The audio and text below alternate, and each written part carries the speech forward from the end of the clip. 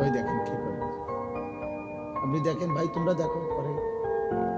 এই যে বললাম যে প্রতিবন্ধী, এই যে। হ্যাঁ, ওর ব্রেন কাজ করে না, এটা মনে রাখি। যত ছেলে মোবাইলে আসক্ত ওরা প্রতিবন্ধী।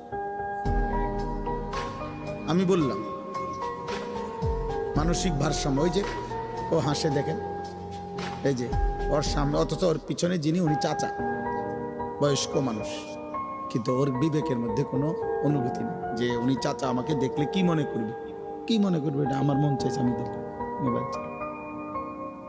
চাচা কি আবার বুড়া কি জোয়ান কি, আদব কি আখলাক কি, ভদ্রতা কি, আবার জীবন চলার মধ্যে ব্যবধান কি, 24 ঘন্টা একরকম। এগুলো অসুস্থ মানুষের পরিচয়, প্রতিবন্ধী, বিবেকহীন, মানসিক ভারসাম্য।